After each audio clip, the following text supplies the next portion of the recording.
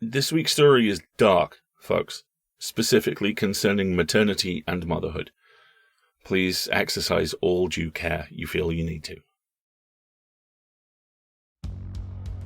PseudoPod, episode 843, December 16th, 2022. This week's story, Mother Trucker, by Wailana Kalama. Hello everyone, welcome to PseudoPod, the weekly horror podcast. I'm Alistair, your host, and this week's story, ably audio produced by the amazing Chelsea, comes to us from Wailana Kalama. It originally appeared in Mother, Tales of Love and Terror by Weird Little Worlds in fall of 2022. Wailana is a dark fiction writer from Hawaii. Her pieces are upcoming in Mother, Tales of Love and Terror, and Dark Matter Inc.'s Monstrous Futures. Your narrator for this week is the magnificent Jennifer Bagley, another one of my favourite humans, an amazing sound producer, an amazing podcaster, and a fabulous narrator, and just a great human being. Good to have you with us, buddy. So, without further ado, we have a story for you out there on the blacktop, and it's true.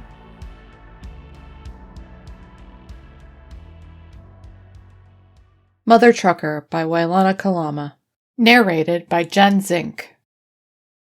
My mother hits the moose in the pitch black of 4:32 a.m.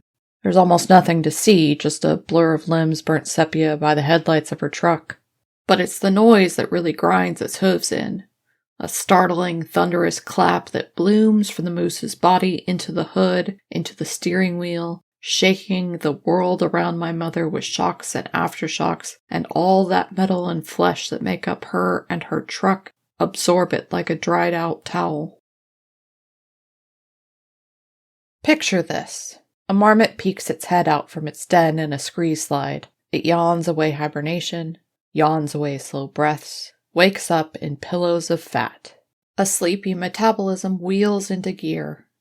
The little ones drop out of its womb, gently like pebbles, 3 wriggling, 1 still. This one isn't moving at all, not even breathing. Is it hibernating? No, it doesn't work like that. Newborns don't go into hibernation. Not right away. But what if? In the quiet muck of your burrow, a tiny doubt bites, not slinking away any time soon.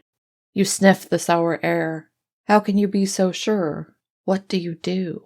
Give it to the foxes? Or wait? Wait until it wakes up, knowing that it most likely never will? And if you wait, how long do you wait?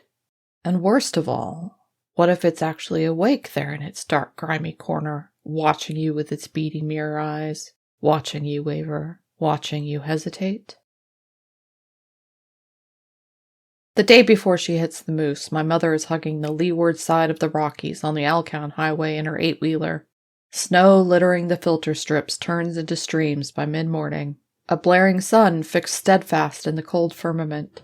The kind of morning that feels like it's been ordered special just for all-nighters like her. It usually takes her around 25 hours from Dawson Creek to Fairbanks. Longer if she clips a car.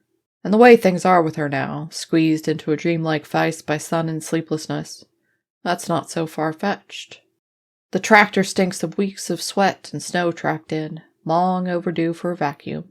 Even though she hasn't eaten in 9 hours, my mother doesn't notice her breakfast bagel has fallen down into the space between the trash and desiccated Clorox wipes.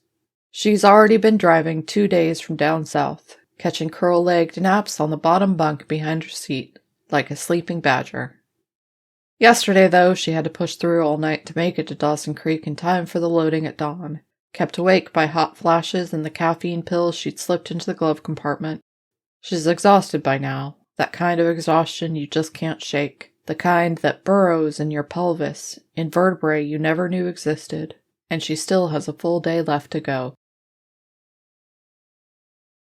My mother is the most stubborn woman I've ever known. She powers through cramps and clots of blood falling out onto her underwear, even days on the road. It's her way of keeping on A to B, because she feels it's all she deserves, because she knows if she stops to think, she'll never make it past Whitehorse. Plus, she's not going to let something as selfish as menopause slow her down. It's been 5 summers now since she first picked up an engraved mesh cap from the boss. He'd looked her up and down and said Tala was too pretty a name for a truck driver. the sort of name you'd give a flower. She'd smirked and told him it meant beggar tick in Tlingit, and he hadn't stopped laughing at that bullshit for 6 minutes. So here she is, left cheek and forearm sporting a tan 1 shade deeper than the right, butt growing like an exponential number. Her jaw's the envy of every Ken doll, and sculpted gashes on the sides of her mouth form whenever she slides her credit card over a counter. Every piece of clothing is company issued, from her rain jacket to her yellowing blue jeans, except for the Solomon boots her father had given her years back when he was still alive. That time, the last time he visited, her as pregnant as a mare. He told her he understood her choice to stay with her unborn daughter on the West Coast instead of coming home. You're such a good mother. She hadn't believed it even then. Scouring the 97 North means wild turns, steep grades, and gravel kicked up into thick clouds of dust this side of the Rockies. It'd all be a breeze for my mother if it weren't for the hundreds of gallons of mare piss she was hauling up to Alaska. Ironically, it's an ingredient in menopause pills, hormone therapy, or so she's heard. She has to mind the brake pedal more than she likes to. She powers through cities with trade posts for names, passes roadside hamlets and lines of lodgepole pines squatting at the base of the mountains. Every so often, her glance cuts to the left, into the stretch of snow-powdered peaks and forests that seem to go on and on and on, like she's looking for something she left behind. But then her eyes dart away, gluing once more to the dash and its nest of cables and wires. Whatever she's lost, it's long gone already. Truth is, west, east, south with the cargo, nowhere's safe, except that snaking road in front of her. She flips on the radio, but it's all tabloid news and conspiracy theories. The closer to the Rockies, the wilder the stories. Bigfoot, lizard men, UFOs. The mountains have a way of making screenplays out of shadows. Then you've got those urban legends you're never quite sure aren't just gossip. In the city parks of Fort St. John, someone's been throwing acid onto babies while they sleep in their strollers. Up in Fort Liard, the DJ at 98.5 FM reads off an ad for a child's used skeleton in the local Craigslist. For medical reasons, the DJ assumes, before cracking a joke at the asking price. $33 Canadian, 60% off. In the old days, my mother had a lot more problems. With money, with men, with roofs that kept changing. She moved out west for a marriage that left her with a bone-rooted bitterness, and when she got pregnant, she didn't tell my father. She just left him. When her own father died, she didn't even go to the funeral. I think part of her figured he wasn't really dead, but as long as she didn't go back, things would be the same at home as they'd always been. He'd be there on his doorstep, beer belly sticking out from under his shirt, ringing her to pick up some chicken thighs on the way home. As long as she kept her distance, he'd always be there on the porch, waving her in as she pulled up on the driveway. And then I was born. They say having a child is like having your heart taken out of your body, and it's still beating, pumping with that same wild instinct, only now it's outside, and open season for all the storms and landslides and whatever else the world lifted from Pandora's evil box. I guess some people, they're just too weak for all that. It's 2,300 kilometers from Dawson Creek to Fairbanks, her boss used to say, and there's a problem for every 10 of them. Pulling out from a station near Pink Mountain, she clips a Toyota going 60. Don't swerve, he'd always told her. Never swerve. Even if you smack the car full on like an ox. Keep going like you always did. You might hit it, you might not. But a 9,000-kilogram truck swerving in the middle of a 2-lane is 100 times more dangerous. He'd say, you swerve, you hit the ditch, you lose the load, anything at all. Know what the cops will think? Stupid trucker fell asleep at the wheel, that's what. You gotta go in lightly, so you tag the car. Not trying for any real damage, but if you at least get paint wipes on the truck, then we can prove something. And so my mother paints like Monet in staccato punctuations. Bang! She carves the license plate down onto the notepad she keeps on the dash and makes a few calls. Makes a statement to the cops in nearby Bucking Horse and is out of there within 5 hours. But this means she has to make up time. Meaning, no sleep this night. She pops a few more pills, but they're almost candy compared to the power surges in her body that keep her awake. White hot, blasting from her core to her palms, sousing every crevice in sweat. She blasts the AC, making it as early spring inside here as out there. It's not until Fort Nelson that she starts to have hallucinations. 42 hours without sleep will do that to you. This time it's rolling marmots, twice the size they ought to be, rushing the boulders on the roadside, hopping from one signpost to the other. And while part of her knows this isn't real, she watches with a sort of mellow satisfaction at her own insanity, watching it play out without any doubt, while another part of her asks, in all seriousness, what marmots are doing at this low altitude. It can't be more than 1,000 meters where she is, and yet here they are, teeth gnashing, tapping on each other, their heads bobbing up and down on the moss mush, biting, gnawing, tearing into each other's cheeks, jumping on their little pups and sinking teeth into their fat and fleshy coats. My mother knows what's in her cargo this time, and it's not that she doesn't care, it's that she can't. She fixes her eyes on the road because she doesn't want to think of those 16 barrels topped to the brim with mare piss just behind her. She doesn't want to picture it.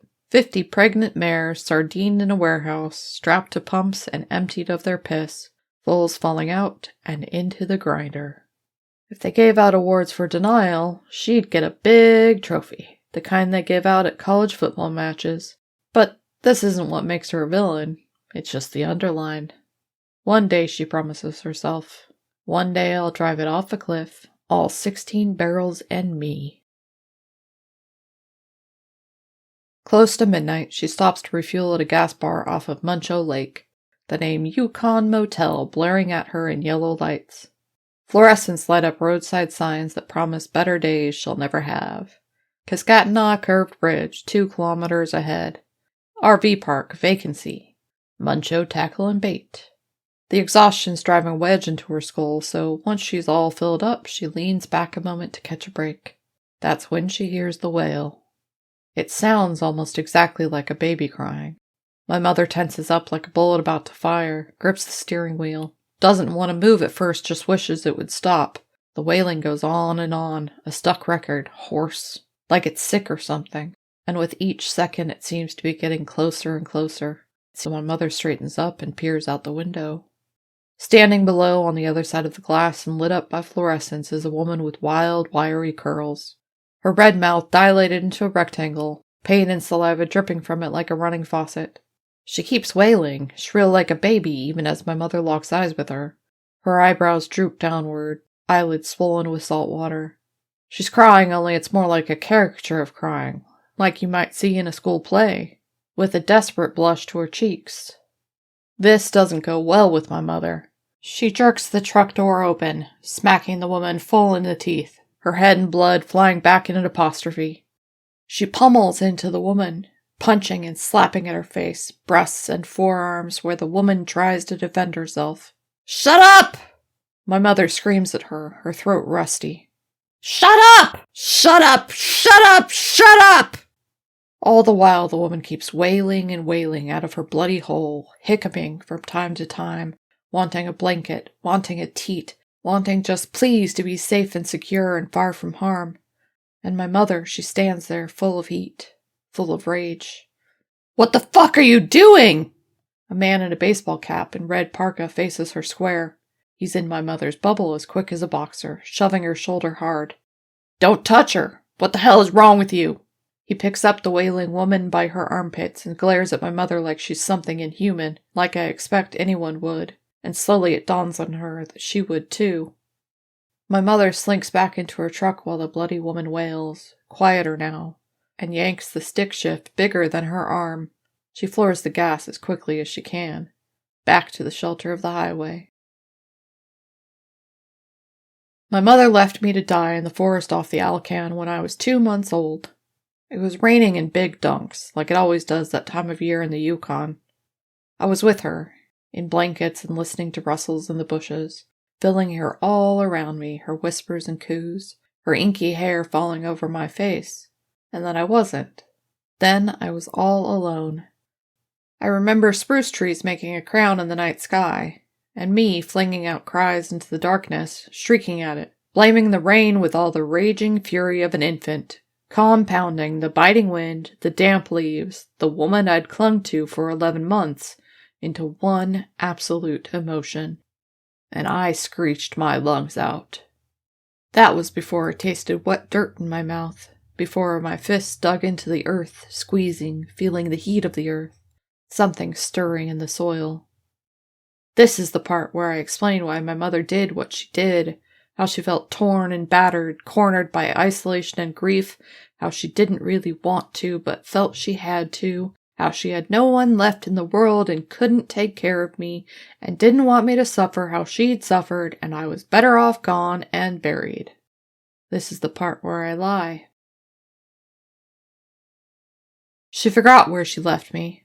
For months she drove the same road, from point A to point B and B to A again, foot hovering over the brake but never quite slapping it down, sensing roughly where but never quite sure. The exact location just out of reach. When the hot flashes started, I think she felt it was her penance in a way. And she took her sleeplessness out on the open road, feeling somehow contained and swaddled in the heavy air of the truck, summer after summer, south to north and south again, for 5 years. Every winter holed up in a hibernation, quietly disintegrating, slow murder by French fry and grease and gristle. And I was nowhere near to save her. 20 miles from Whitehorse, the moose flies out in front of her. She lets loose a sharp cry, though she doesn't know it. It's raining, and it's all she can do to keep her foot from the brake pedal. As soon as she's safe to, she slows and stops the truck, gets out into the drizzle. She catches sight of the moose limping away in the red burning tail lights, fading into the forest. Even though she's shaken, she gets herself together enough to check the cargo.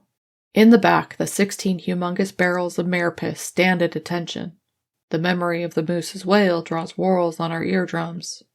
She drives another half an hour to Whitehorse, while the sky grows a shade brighter, passing a couple of pickups honking at her like mad. She thinks maybe the nose of the trunk is dented. She'll check it soon enough. She backs up into a truck stop just outside of town, grabs her wallet. As she hops out, a guy in a gas station uniform is already at the hood staring at something. She feels a drop of premonition. She walks around to see what he's staring at, and the baby, the baby, the baby. Caught in the metal jaws of the moose guard is a slippery mess of a moose calf, fur glistening with the sheen of afterbirth and blood, neck like paperclip, its back cloven hooves scratched down to almost nothing where they've been scraped on the road. You're such a good mother. The amount of afterbirth splattered on the face of her truck is enough to make it a lie. The baby must have slipped out when she hit its mother, kicked its way to freedom in flight. Only, stuck in the moose guard, it couldn't get far. My mother feels a coldness beating against her ribcage, and she keeps staring at the calf like it's a sculpture, vaguely aware that the station guy is talking to her, asking her questions, but it all seems far away and she can't. She's thinking about the calf's mother, the mother who's not a mother, dashing into the darkness blind into the spruce, stomach sagging with unbirth, ears shredding with the shriek of the wild, of the womb, of the fold. For a minute, it's all she sees. A moose tearing through branches, moans swallowed up by the rainstorm, being consumed by its own emptiness, and no one's there to know, to see it. And all she wants in that moment is to absorb the shock, the pain, everything into herself. To undo, to erase it, to just take back all the pain she caused. Please, please, please. Come back, come back, come back. She knows she can't, but she tries anyway. My mother climbs onto the moose guard and slowly, gently slips the baby out. It's not easy, but the afterbirth makes it easier.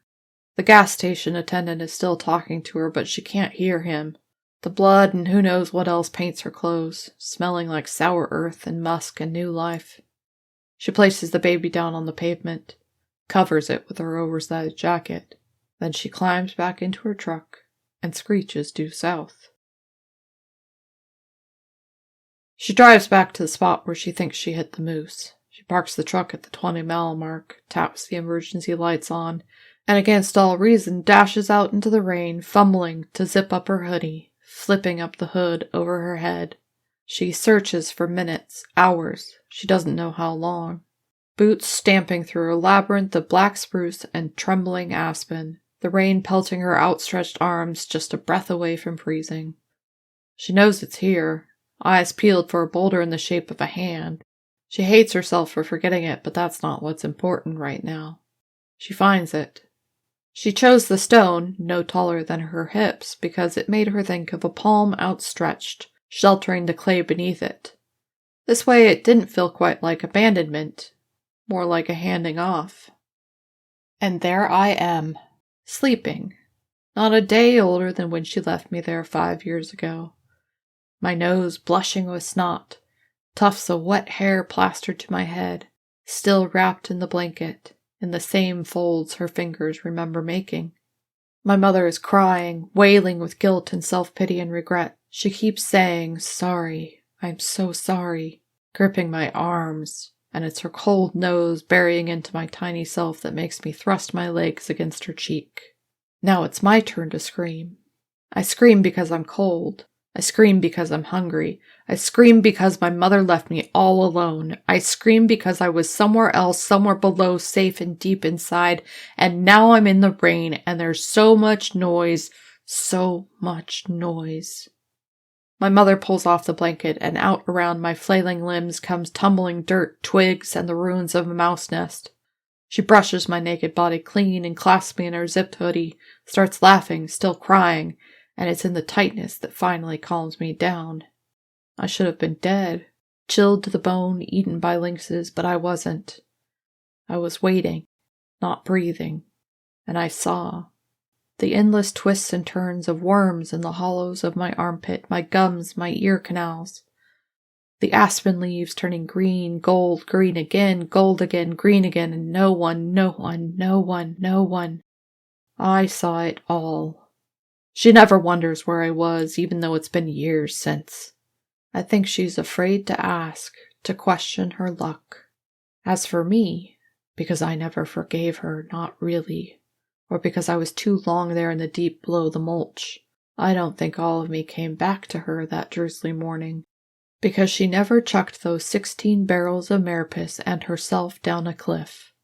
She calls me her blessing every day, but I swear whenever I look at her I can feel the dirt caked in my nails, smell the stink of wet leaves in my nose, and those things I saw in the muck, they make me grind my sweaty fists into the sheets every night. And if I'm not careful, the heat of worm-ridden soil starts pressing against my eardrums. Sometimes, to get away from mocking schoolmates and stifling classes, I duck under the school bleachers and listen to the radio. For months now, I've been hearing about women disappearing, taken right off the Alcan, hitchhikers trying to leave the mountains, and the stats keep rising month to month, turning people into numbers. What a thing. Some found on the roadside, mangled beyond recognition. Some never found at all, like they were just swallowed up by the earth. But me, I know where they go. And trust me, they're not hibernating. They're awake for it all.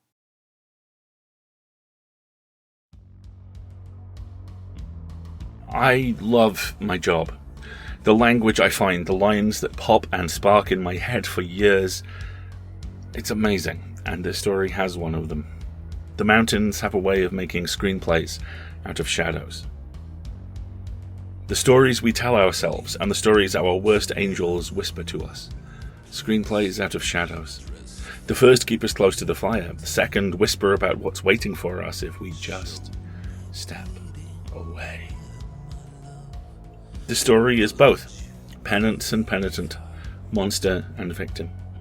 The screenplays in the shadows here, written in the guilt of the mother and the warm, fuzzy spines of sleep deprivation. The situation is very real. Truckers are treated like the cheapest, easiest to replace part of their vehicle, and so many people have paid the price for that. I love how the author wraps that very real situation in the clothes of guilt and sees the story plunge into the night, desperately writing a screenplay all of its own, even as the inescapable truth follows behind it, its lights off, waiting for the mother to run out of road. When she does, Kalama opens this out into a piece whose exact species of nightmare changes depending on where you stand. There's something of the supernaturals to this, the liminal spaces of the roads the mother travels being both pleasingly and terrifyingly unmoored from actual geography. You could imagine the Winchester boys driving these roads. Imagine the thousands of miles passing the headlights, the diners where human and non-human just want a slice of pie and a place to sit that isn't their car. And then there's the penance. The penance of self-destruction, the mother refusing to care for themselves because they don't believe they deserve to be cared for. They've decided they're the monster at the wheel, driving themselves to death rather than facing the reality of what they did, where they are, how to move past it. This is hard stuff. It's difficult, it's terrifying. And Kalama explores these concepts with kindness and the unblinking halogen gaze of top-of-the-line headlights. But the final step of horror here is the narrator. Those final lines haunt me because the narrator's impossibility is so complete it overwrites rational thought. It's a happy ending because the mother gets another chance. It's a horrific ending because that second chance isn't human. A happy enough ending then, for now, perhaps, but one that will move, just like the mother does, down sleep-deprived roads bounded by the shadows. Stories pushing at the boundaries and waiting for their chance to run across the road and into oblivion or immortality, or both. Great work. Thanks, everyone. This is my last host spot for the year, and it's been a hell of a ride. So immense thanks to the entire team at PseudoPod and Escape Artists, without whom none of this would be possible or a tenth as much fun. Every author, every narrator, our amazing editorial team, our amazing audio producers, our amazing admin and support staff, all of them are stunning. They are the best people I've ever worked with, and I am honoured and privileged to be part of the team, as always. Now, one last time for the year. We're donation funded, and that's impossible at the best of times. It's not been the best of times for a while for any of us, has it? We really need your help, especially at this time of year, because this is a horrific time to be running any kind of arts organisation, let alone a donation-powered one. We're incredibly cognizant of the support that we already get, and we are so grateful for it, and without it we wouldn't exist. With it we can keep doing this, and we love doing this, and we know you love hearing these stories. But like I say, we need help, and if you can help, please do. We've got PayPal and Patreon subscriptions that start at $5 a month. Both get you access to our audio archive. The Patreon subscription tiers get you all sorts of goodies at the higher levels. Please help out if you can.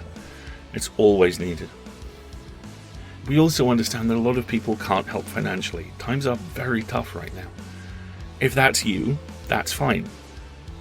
We get it, we really do. But perhaps we could ask you to consider talking about us instead, because that helps a lot too.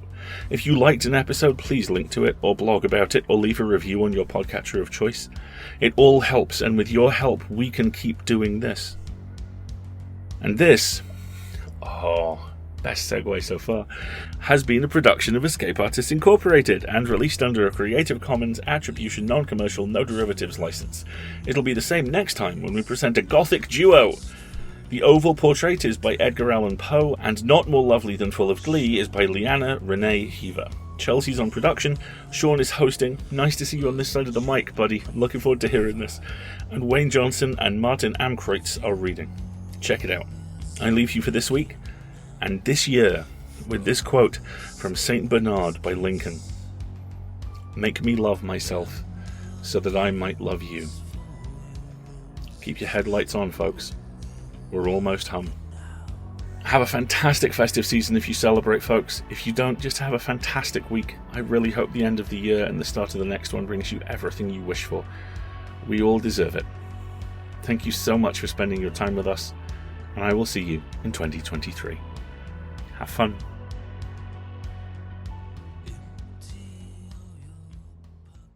It's a pseudopod. It's a big foot.